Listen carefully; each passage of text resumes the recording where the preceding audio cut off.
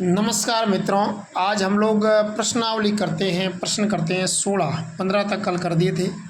16वां प्रश्न करते हैं। 16वां प्रश्न में लिखा हुआ है कि ए बी सी लिखा हुआ है। ए सदिश, बी सदिश और सी सदिश तीन अशून्य सदिश है।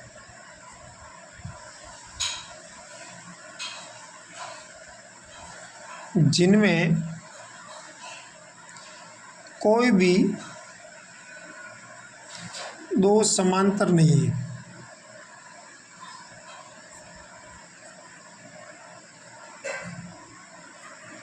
यदि ए प्लस बी सी सदिश के समरेख, बी प्लस सी ए सदिश के समरेख हो तो ए बी सी का मान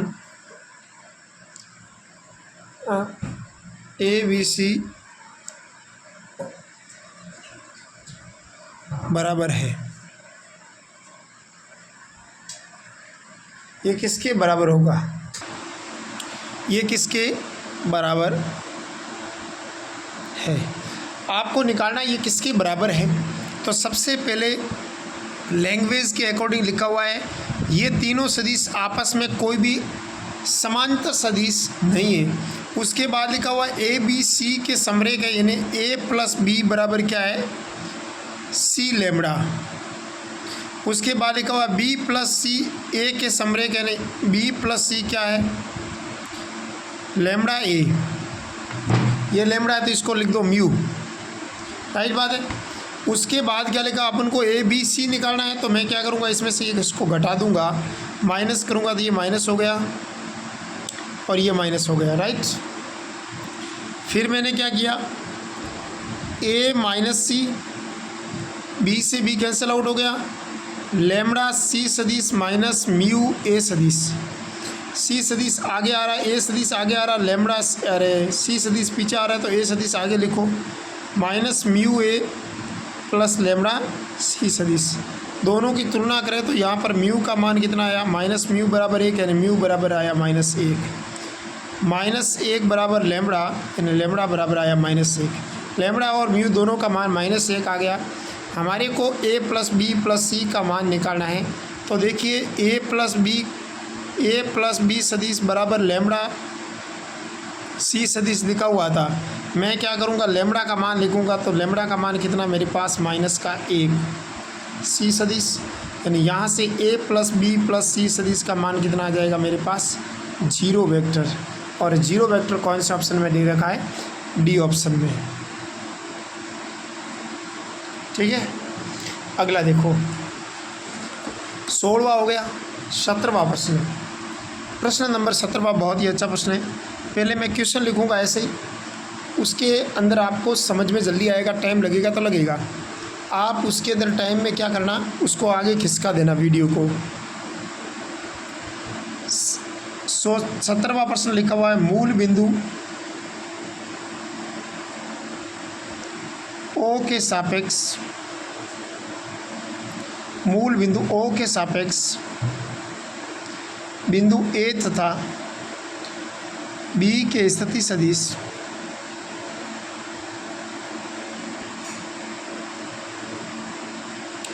ए सदिश तथा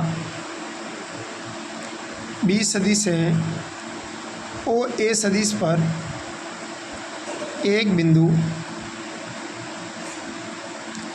सी ऐसा है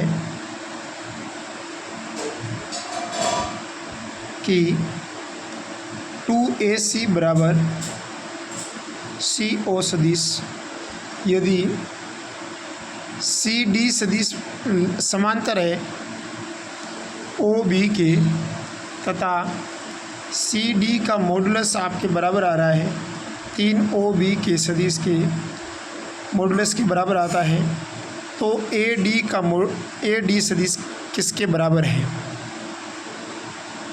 आपको निकालना है। AD सदिश किसके बराबर है। तो बहुत ही अच्छा प्रश्न है। इसमें एक्चुअली क्या करना है, सबसे पहले हमारे मूल बिंदु के सापेक्ष आपको एक ए स्थिति सदिश यानी ओ ए सदिश कितना दे रखा है हमारे पास, ए सदिश, ठीक है। ओ बी सदिश हमारे पास क्या दे रखा है, बी सदिश। उसके बाद क्या लिखा हुआ है, सी एक ऐसा सदिश है, मतलब सी सदिश है वो ए और ओ के बीच में आ रहा है, सी सदिश, राइट बात है। और यानी ए सी बटा सी ओ किसके बराबर आ रहा है, 1/2, यानी इसका रेशियो आ रहा है 1/2। समझ में आ रही बात। इसका मतलब ये हुआ कि यहाँ पर तो आ जाएगा 2, 2AC के साथ 2 आ जाएगा और ये इसका रेशियो आएगा 1। समझ में आई बात। यानी नहीं सॉरी ये 1 आ जाएगा और यहाँ पर 2 आ जाएगा, क्योंकि AC बटा CO बराबर 1/2। अब मेरे को इसका स्थिति सदिश ए सदिश लिखा हुआ है, इसका स्थिति सदिश 0 सदिश लिखा हुआ है। तो बताओ C का स्थिति सदिश निकालना है, तो C का स्थिति सदिश बराबर हो जाएगा हमारे पास, इसका इसके साथ मल्टीप्लाई 0 गुणा 1 प्लस 2 का मल्टीप्लाई हो जाएगा ए सदिश के बटा हो जाएगा 1 + 2, यानी यहाँ हो जाएगा 2 1 सदिश बटा 3, ये सी का स्थिति सदिश आ जाएगा। अब प्रश्न में क्या लिखा हुआ, उसके बाद क्या लिखा हुआ है, सी डी समांतर है ओ बी के, यानी जो सी डी आ रहा है ना वो समांतर है ओ बी के, सी डी है वो पैरेलल आ रहा है ओ बी के। समझ आ रही बात। सी डी आ रहा है ओ बी के पैरेलल है।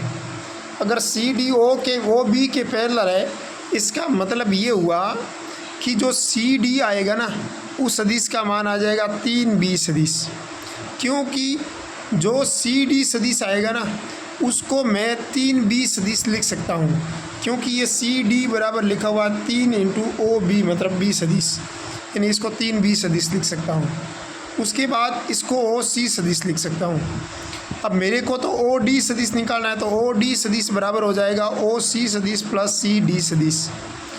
OC सदिश बराबर 2A/3 प्लस 3B सदिश ये। उसके बाद मेरे को तो AD सदिश निकालना है, यानी AD सदिश बराबर हो जाएगा OD सदिश माइनस OA सदिश। OD सदिश का मान मेरे पास आएगा 2A/3 प्लस 3B सदिश माइनस A सदिश। इसको घटाओ, पीछे कितना रहता है 3, 2 - 3 माइनस A सदिश प्लस 3B सदिश, राइट बात है। यानी 3B सदिश माइनस A/3 ये आ रहा है, ये ऑप्शन राइट हो जाएगा। ठीक है, 17वां हो गया। 18वां प्रश्न। 18वां प्रश्न में क्या लिखा हुआ है देखो, क्वेश्चन नंबर 18वां। मैं सबसे पहले क्वेश्चन लिख देता हूँ 18वां। क्वेश्चन में लिखा हुआ है, यदि P तथा Q एक समांतर चतुर्भुज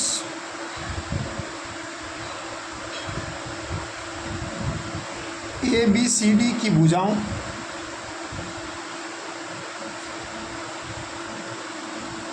BC तथा CD के मध्य बिंदु है,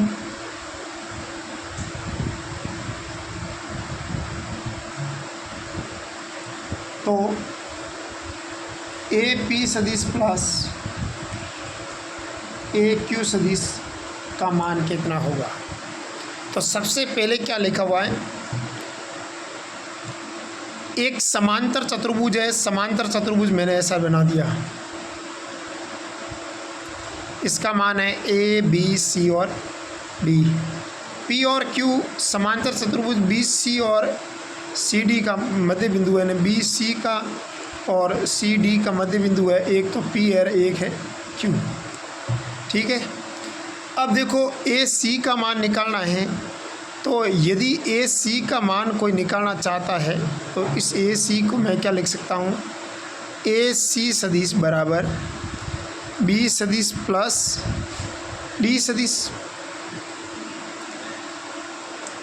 अब ये बी सदिश प्लस डी सदिश कैसे आया, मैंने इसको बी सदिश मान लिया, इसको डी सदिश मान लिया। अब आपके पास यदि ए पी सदिश बोले कोई तो उस ए पी सदिश को मैं ऐसे मान सकता हूँ, यानी ये बी सदिश प्लस ये डी बाई टू हो जाएगा ना, आधा डी हो जाएगा। तो इसको मैं बोल सकता हूँ बी सदिश प्लस डी बाई टू। आपको कोई पूछ ले ए क्यू सदिश का मान कितना होगा, ए क्यू है ना, ये इसका मान निकालना है, इसका मान आ जाएगा बी सदिश प्लस नहीं डी सदिश प्लस डी सदिश प्लस बी सदिश बाई टू, यानी ये डी सदिश और ये बी बाई टू हो जाएगा। तो ये ए क्यू सदिश आ जाएगा, राइट। तो ये आ जाएगा डी सदिश प्लस। अब मेरे को तो A P plus A Q चाहिए।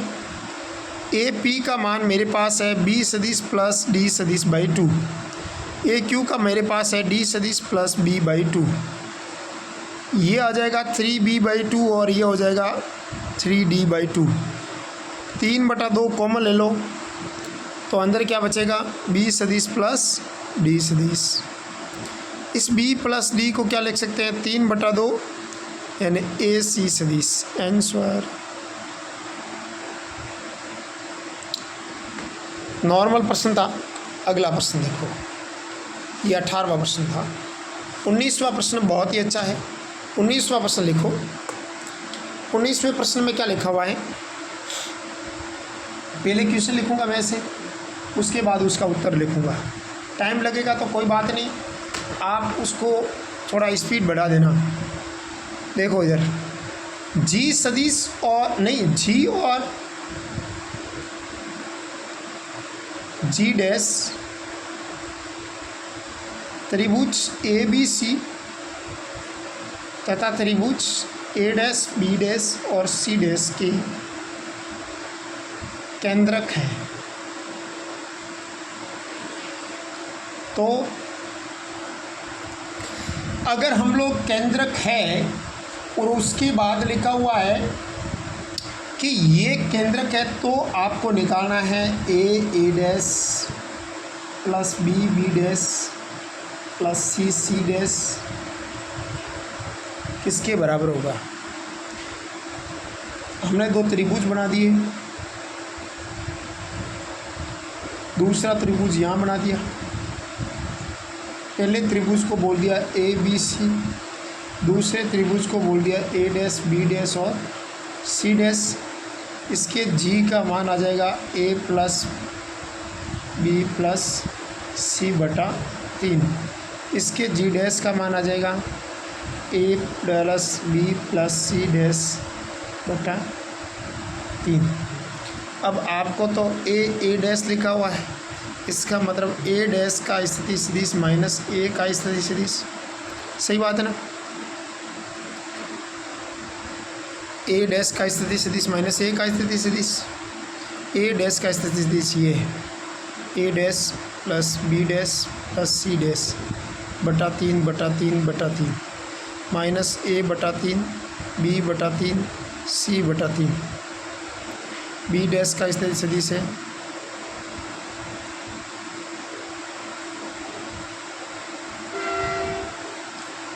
हाँ, ये तो जी डैश कहाँ गया, ठीक है। बराबर आपको निकालना है ना, जी डैश के गुणा में निकालना है कितने गुणनफल आएगा। तो ये काम करेंगे, सबसे पहले मैंने ये जी डैश निकाल दिया, राइट बात है। कितना आ जाएगा यहाँ पर 1/3 A dash minus A plus B dash minus B plus C dash minus C, right बात है। अब मैं एक काम कर सकता हूँ, इसमें ए डैश लिखा हुआ है और बी डैश लिखा हुआ है और सी डैश लिखा हुआ है। इसको मैं लिख सकता हूँ ए डैश का स्थिति सदिश माइनस ए का स्थिति सदिश। इसका मतलब ये हुआ कि इसको मैं ए डैश माइनस ए लिख सकता हूँ, इसको मैं बी डैश माइनस बी लिख सकता हूँ, इसको मैं सी डैश माइनस सी लिख सकता हूँ। यानी ये किसके बराबर आएगा, तो ये आ जाएगा मेरे पास तो जी डैश का तो मान ये पड़ा है, यानी इसका 3 गुना आ जाना चाहिए। जी डैश का 3 गुना आना चाहिए और जी डी डैश का 3 गुना ये आ गया। 19वां प्रश्न। 20वां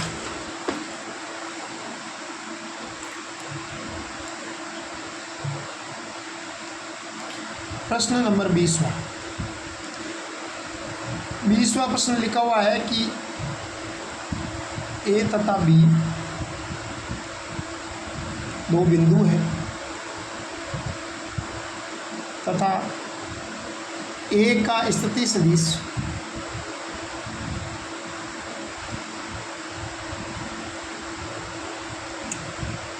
ए सदिश ए प्लस 2b तथा पी रेखा ए बी को 2:3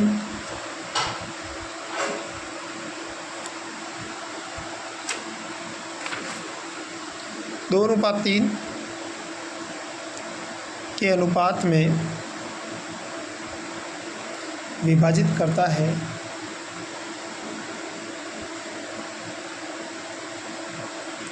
तो P का स्थिति सदिश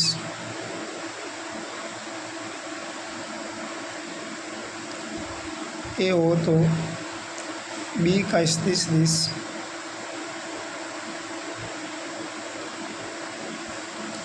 क्या होगा। जरा इस प्रश्न को देखें तो इस प्रश्न में स्पष्ट लिखा हुआ है कि ए तथा बी दो बिंदु आपको दे रखे हैं, जिसमें ए का आपको स्थिति सदिश लिखा हुआ है ये, और पी रेखा ए बी को, जैसे इसमें अपन एक लाइन बना देते हैं। अब जो P है वो रेखा ए बी को विभाजित करता है, ये P बीच में आएगा, रेखा ए बी यहाँ आएगा, ठीक है। और ए का स्थिति सदिश आपको लिखा हुआ है 1 + 2b, a + 2b, इसको 2:3 में विभाजित करता है। P का स्थिति सदिश a लिखा हुआ है, इस B का स्थिति सदिश निकालना है। तो इस a के बराबर आ जाएगा 2 × x + 3 गुणा a + 2b बटा 2 + 3। a बराबर हो जाएगा 2x + 3a + 6b बटा 5। इस 5 को इधर गुणा करेंगे तो क्या हो जाएगा, 5a बराबर 5, a बराबर हो जाएगा 2x + 2x माइनस का 3a माइनस का 3b 6b। तो इसको सॉल्व करेंगे तो ये माइनस का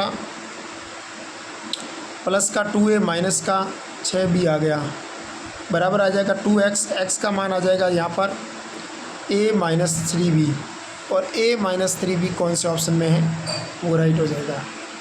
समझ में आई बात, बहुत नॉर्मल प्रश्न था। अगला प्रश्न देखो,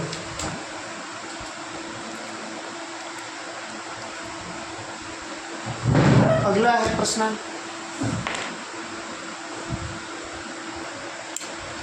18वां प्रश्न है हमारे पास। 21वां प्रश्न है, वो लिखा हुआ है, यदि a सदिश बराबर i cap + 2j cap - 3k cap, b सदिश बराबर i cap - 3j cap + 2k cap, c सदिश बराबर i cap - j cap + 5k cap, तो सदिश ए बी सी है। ए सदिश, बी सदिश, सी सदिश है। ये कैसे है आपको चेक करना है। तो हमारे पास हम x और y और z के गुणनफल के रूप में इसको लिखते हैं, तो यहाँ पर ये हो जाएगा x × i + j + -3k + y i - 3j + 2k। z 2i minus J plus 5k बराबर हो जाएगा 0 के बराबर में।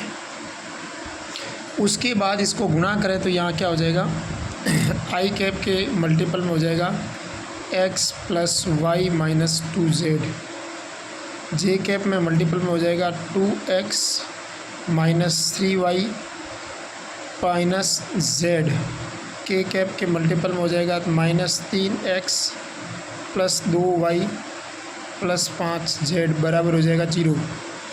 अगर ये 0 के बराबर है इसका मतलब ये भी 0 के बराबर,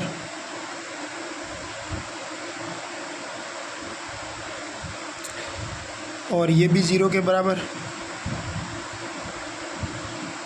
और ये भी 0 के बराबर। आपको पता चल रहा होगा अगर इन दोनों की सहायता से या किन्हीं एक दो की सहायता से अगर मान निकालें तो वो मान किसके बराबर आ जाएगा, x और y, x का मान भी 0 आएगा और y का मान भी 0 आएगा और z का मान भी 0 आएगा। इसका मान इसके अंदर रखो तो इस सोल्व करेंगे तो x, y और z तीनों का मान 0 आएगा। इसका मतलब ये क्या होगा, एक घातांक स्वतंत्र है। 21वां 22वां प्रश्न है। 22वां प्रश्न क्या लिखा हुआ है, किसी समांतर चतुर्भुज में एक समांतर लिखा हुआ है, स्पष्ट लिखो प्रश्न लिखो 22वां, कि यदि 2i cap plus 3j cap minus 2k cap तथा i cap plus 2j cap plus k cap एक समांतर चतुर्भुज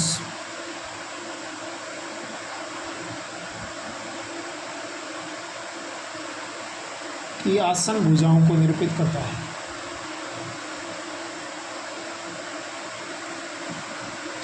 की आसन भुजाओं को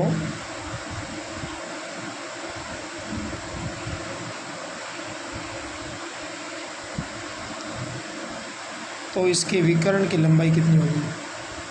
पहले विकर्ण की लंबाई निकालने से पहले विकर्ण निकालेंगे, यानी इसके विकर्ण की लंबाई ज्ञात करो, आपको ज्ञात करनी है। सबसे पहले विकर्ण निकालेंगे। अगर मैं इसको a मान लो और इसको b मान लो तो विकर्ण क्या हो जाएगा, इसका विकर्ण आ जाएगा a सदिश प्लस b सदिश, और दूसरा विकर्ण आ जाएगा a सदिश माइनस b सदिश। a सदिश का मान ये पड़ा 2i plus 3j minus 2k plus i plus 2j plus k, 2i plus 3j minus 2k minus i plus 2j plus k। Solve करेंगे तो कितना हो जाएगा, 3i cap plus 5j cap minus k cap. इसको solve करेंगे तो कितना आ जाएगा, 2i माइनस i कैप होता है, 3i minus 2j minus j होता है प्लस j होता है, माइनस 2 माइनस के 3k होता है। जब मैं इसका मोड निकालूंगा तो कितना आ जाएगा मेरे पास, 3 3 9 पंजोड़ी 25 और 1। इसका मोड निकालेंगे तो 1 प्लस 3 3 9। इसको सॉल्व करेंगे तो 25 26 अंदर 36 हो जाएंगे, नहीं 35।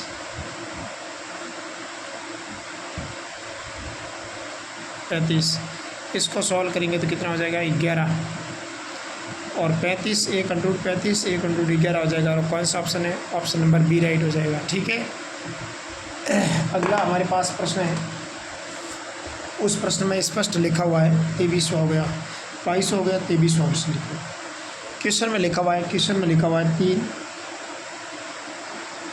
बिंदु जिसकी स्थिति सदिश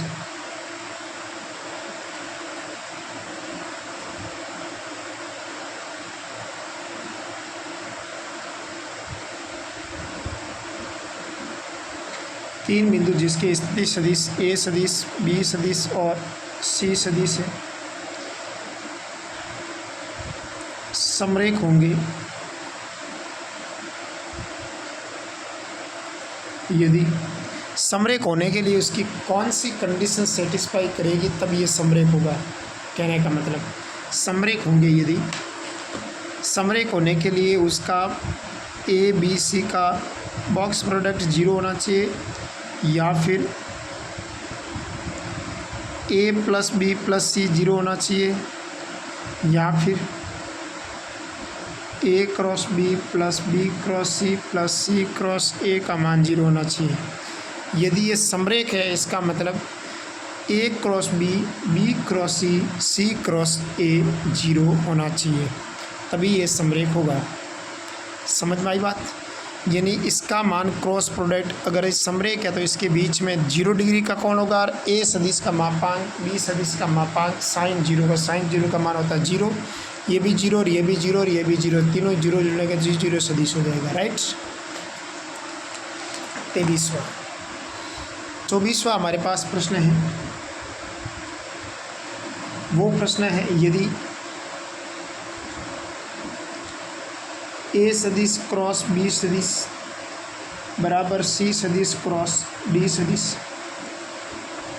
ए सदिश क्रॉस सी सदिश बराबर बी सदिश क्रॉस डी सदिश, ये आपके इक्वल में है तो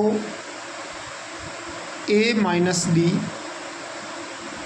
और बी माइनस सी होंगे, ये लंबवत होंगे, समांतर होंगे, समरेख होंगे, क्या होंगे, ये सब आपको संपाती होंगे, क्या होंगे। सबसे पहले हमारे पास ए माइनस डी निकालना है, तो मैंने क्या किया, ये दोनों आपस में बराबर है, ए क्रॉस बी ये दोनों आपस में बराबर है।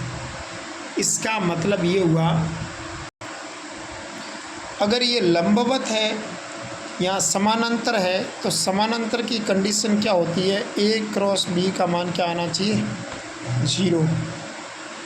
अगर ए क्रॉस बी का मान 0 आ जाएगा इसका मतलब ये दोनों समांतर हैं। अगर हम लोग समांतर चेक करेंगे तो इसका क्रॉस प्रोडक्ट निकाल देते हैं, A cross B C cross B cross C, इसको सॉल्व करो, A cross B minus A cross C minus D cross B plus D cross C, solve करो, A cross C B cross D cross सी।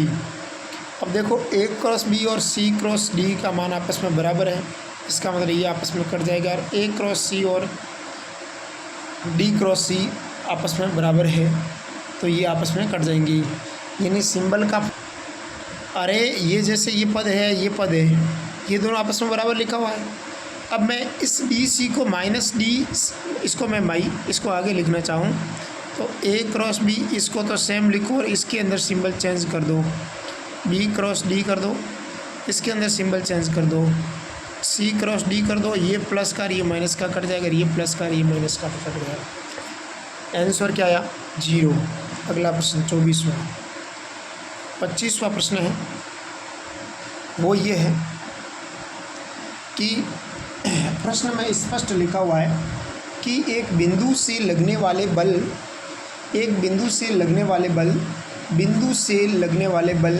से बने बल युग्म का आघूर्ण आपको निकालो। यानी प्रश्न मैं लिख देता हूँ आपके सामने, पहले क्वेश्चन लिखा हुआ है कि बिंदु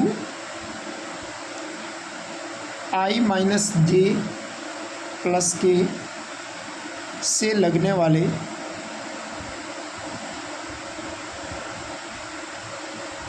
बल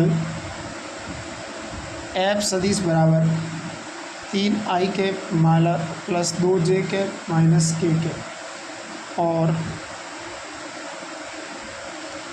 बिंदु 2i cap minus 3j cap minus k cap से लगने वाले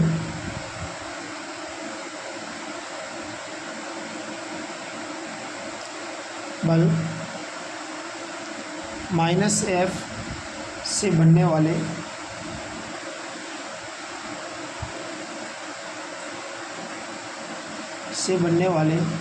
बल युग्म के आघूर्ण का परिमाप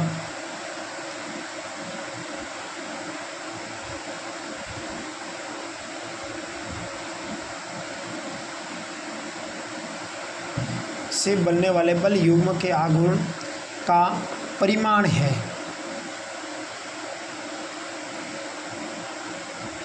परिमाण ज्ञात करो। ये प्रश्न है आपके सामने। तो सबसे पहले प्रश्न देखा जाए तो प्रश्न से भाषा स्पष्ट है कि एक बिंदु से अगर दूसरे बिंदु पर लगने वाले बल युग्म का आघूर्ण आपको दे रखा है, मतलब आप मान सकते हो ए बी सदिश है, बिंदु ए और बिंदु दूसरा बिंदु है बी, ए बी सदिश का मान है आई माइनस 2j। इसमें से ये घटा देंगे, इसको ए बिंदु मान लो, इसको बी बिंदु मान लो, तो ए बी सदिश आ जाएगा, बी का स्थिति माइनस ए का सदिश 2i माइनस आई माइनस प्लस का आई हो जाएगा। इसमें से इसको घटाएंगे तो क्या हो जाएगा माइनस का 2j, और इसमें से इसको घटाएंगे तो माइनस का 2k सदिश हो जाएगा। अब आगे क्या लिखा हुआ है, ए बी का एफ के लंबवत घटक, ए बी का एफ सदिश के लंबवत घटक कितना है,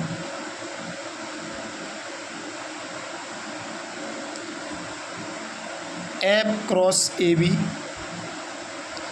बटा एफ का मॉडुलस। ठीक है, एफ क्रॉस ए बी निकालेंगे तो कितना आ जाएगा मेरे पास, एफ क्रॉस ए बी निकालेंगे तो उसका मॉडुलस निकालेंगे तो हमारे पास आएगा 5√5 बटा एफ का मॉडुलस आ जाएगा हमारे पास √14। राइट बात है। और वापिस हमारे को तो निकालना है बल युग्म का आघूर्ण, और बल युग्म का आघूर्ण कितना होता है, बल युग्म का आघूर्ण कितना होता है, बल इंटू आघूर्ण भुजा, ये आघूर्ण घटक आ गया, और बल कितना लगा रहे 50 एफ लगा रहे, तो इसका मान कितना आ जाएगा √14 बटा 5 बटा √14 है। √14 से √14 कट गया तो 5 आ गया आंसर। समझ में आई बात, ये था प्रश्न। ठीक है, लंबवत घटक ए बी का एफ के लंबवत घटक कितना आता है मेरे पास, ये होता है लंबवत घटक, यानी इसका इसके साथ क्रॉस प्रोडक्ट करना है और इसके जिसके लंबवत घटक पूछे उसका मॉडुलस बट्टा में कर देना, ये चीज़ थी। ठीक है, अगला प्रश्न है हमारे पास, ये 24वां हो गया, 25वां हो गया, 26 क्वेश्चन नंबर 26।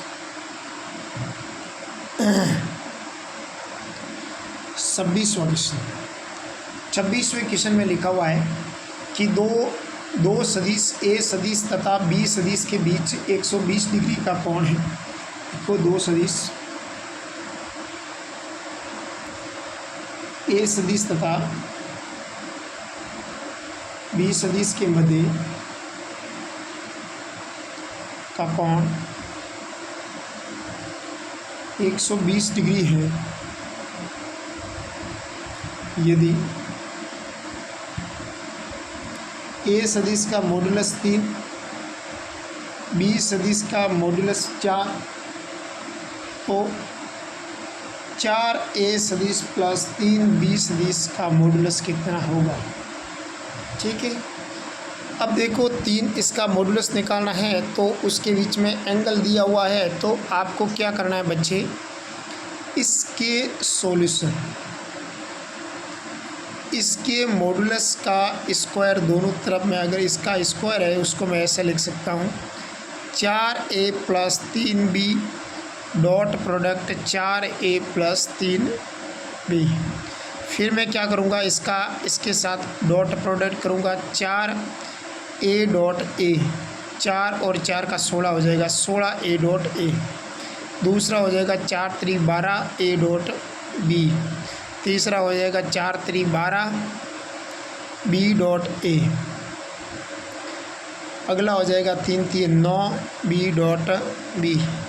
इसको सॉल्व करेंगे तो 16a मॉडुलस का स्क्वायर, 12 और 12 कितना हो जाएंगे 24a डॉट b।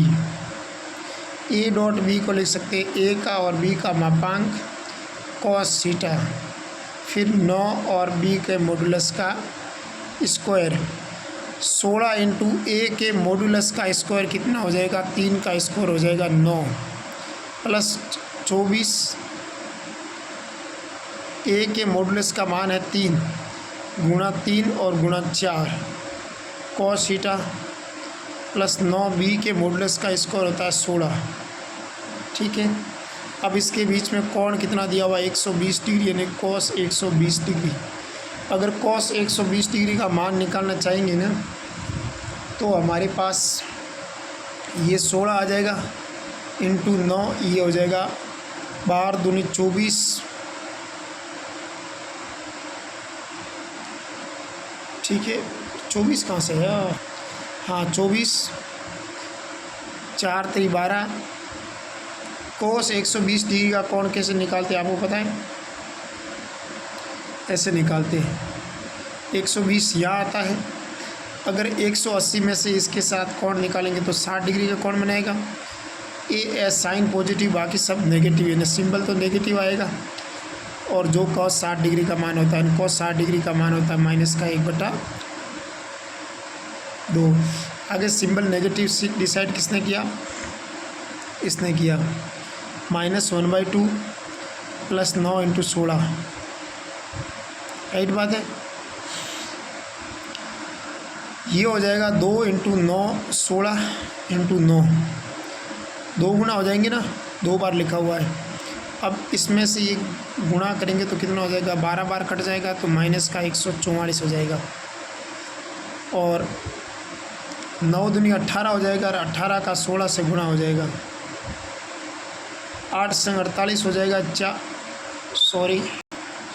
अरे इसमें से इसका गुणा करेंगे तो कितना हो जाएगा? अपने 288, ठीक है।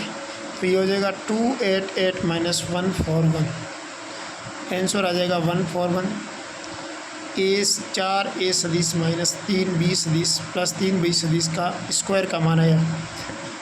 अब 4A + 3 B सदिश का मान कितना आ जाएगा? तो √144, और √144 का मान कितना होता है? 12। समझ में आई बात? ये 26वां प्रश्न हो गया। 27वां प्रश्न है,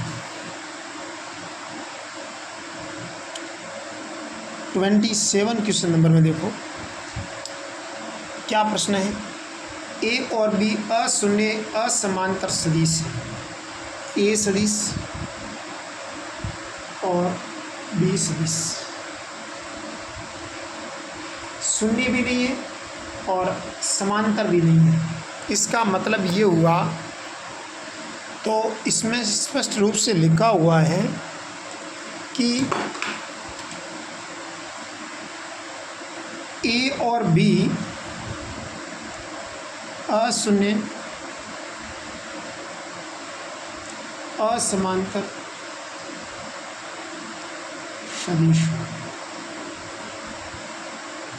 तो इसका मान कितना होगा? ABI ABK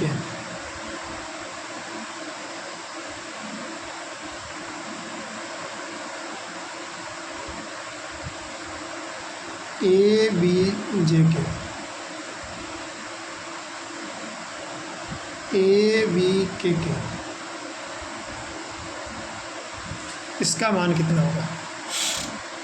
सबसे पहले मैं इस छोटे से बॉक्स को सॉल्व करूं तो इसको मैं लिख सकता हूं A×B.I, यानी इस आई कैप का मल्टीप्लाई A×B के साथ होगा, ठीक है। अब A×B के साथ I का डॉट प्रोडक्ट होता है, तो A×B को मैं क्या लिख सकता हूँ? A×B A1 A2 A3 B1 B2 और B3, राइट। तो ऐसे आप निकाल लोगे तो ये मान निकाला, मैंने इसको सॉल्व करके रखा यहाँ पर। अब इसका इसके साथ डॉट प्रोडक्ट किया I के साथ, तो इसका रिजल्ट ये आया यहाँ से यहाँ तक। उसका I के साथ डॉट प्रोडक्ट किया तो ये टर्म्स बचेगी, और पीछे आई कैप कौन सा है? ये प्रश्न में लिखा हुआ I कैप। इसी प्रकार B का लिखेंगे, इसी प्रकार C का लिखेंगे। उसके बाद अगर देखा जाए तो इसके पीछे IJK लिख रहा है, मानी A2B3 - A3B2 आई कैप। दूसरे वाले के नीचे लग जाएगा J कैप, बस A1B3 A3B1। पीछे के एक लग जाएगा K कैप A1B2 A2B1, इसका मान K कैप आ जाएगा। अब इसको सॉल्व करेंगे तो ये क्या है? एक्चुअली A×B है। जिसमें ए क्रॉस बी लिखा हुआ है वो राइट हो जाएगा। ए क्रॉस बी किस में लिखा हुआ है हमारे पास? ऑप्शन नंबर 3 में। इसी प्रकार हम लोग ये 27वां प्रश्न कर लिया। इसी प्रकार 28वां प्रश्न और 29वां प्रश्न सेम प्रश्न सब लिखेंगे।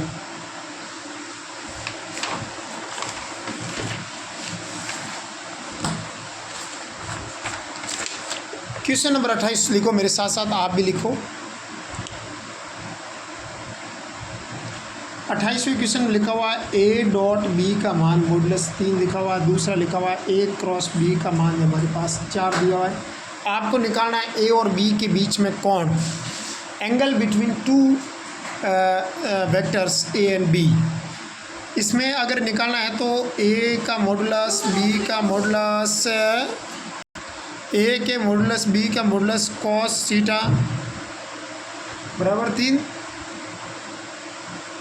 और इसमें इसको कैसे लिखेंगे, ए के मॉडुलस बी के मॉडुलस साइन थीटा बराबर 4। इन दोनों को भाग दो, कितना आता है मेरे पास? तो एंगल निकालना है ना, एंगल कॉस में निकालना है।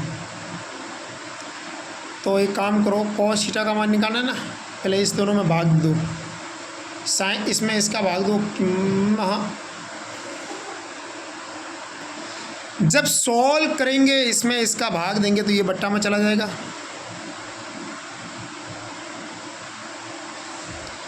काटो इसमें टेन थीटा बराबर क्या हो जाएगा? 4/3। देखो टेन थीटा बराबर क्या होता है? एल लंब बटा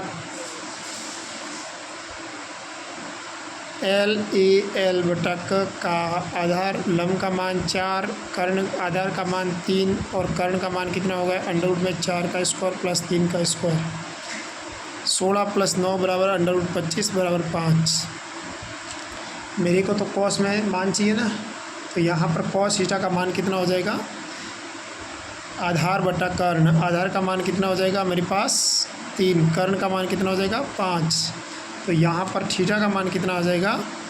कॉस इनवर्स 3/5 आंसर। अगला प्रश्न हमारे पास है 29वां। 29 क्वेश्चन में लिखा हुआ है A dot B B dot C C dot A का मान 0 लिखा हुआ है, यानी ए डॉट बी बराबर बी डॉट सी बराबर सी डॉट ए, इसका मान 0 लिखा हुआ है। उसके बाद लिखा हुआ है ए का मॉडुलस x है और बी का मापांक है वो है y, सी का मापांक है वो है z। समांतर फलक का आयतन हो तो संगामी कोण ए बी सी होगा। समांतर फलक का आयतन यानी समांतर फलक का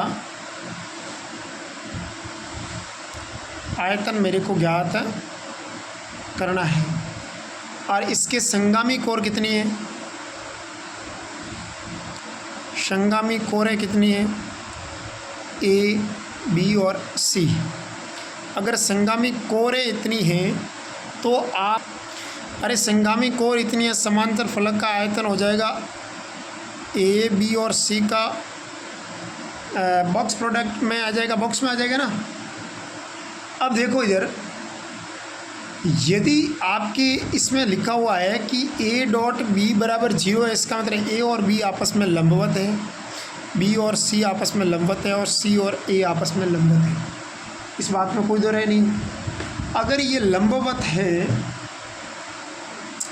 तो इससे ये साबित हो चुका है कि इसका मान हाईएस्ट मान आएगा, वो आएगा यहाँ पर ए का मॉडुलस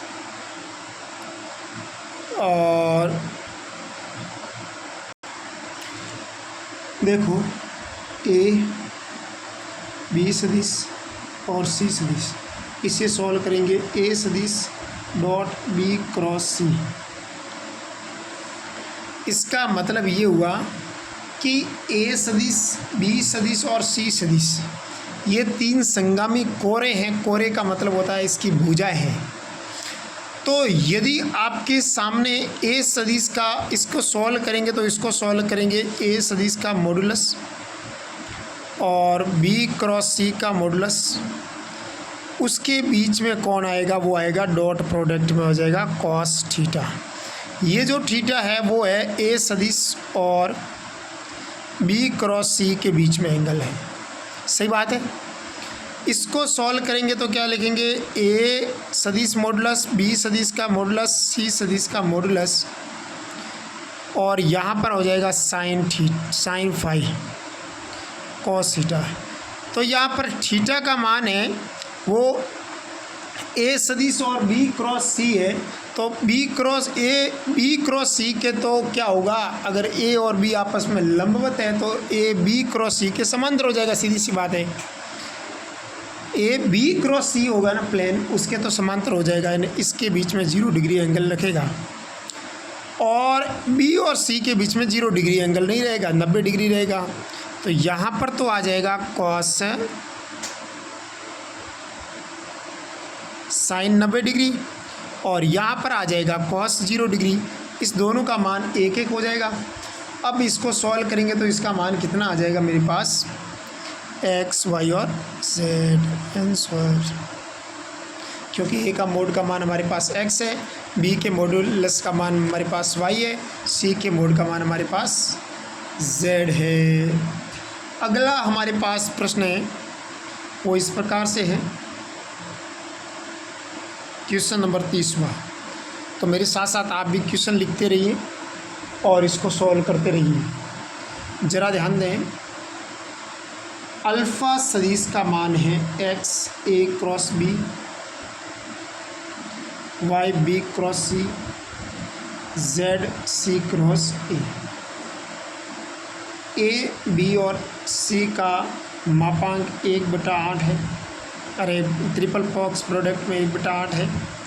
आपको x plus Y plus z का मान मेरे को निकालना है। जब मैं इसका मान निकालने जाऊंगा तो सबसे पहले मैं देखूंगा कि अल्फ़ा का मान ये चीज़ है। सही बात है। अगर मैं दोनों और ए बी सी का मान हमारे पास है 1/8,